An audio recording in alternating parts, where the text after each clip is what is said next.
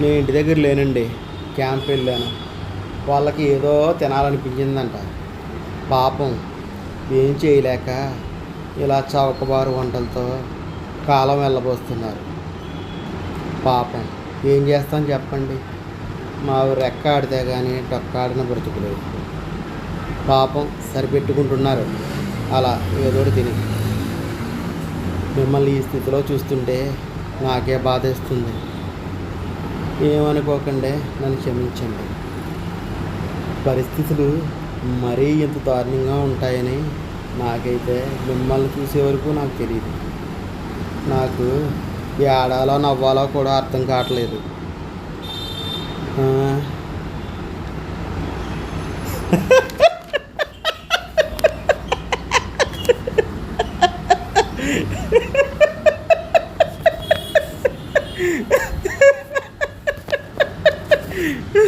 అబ్బా.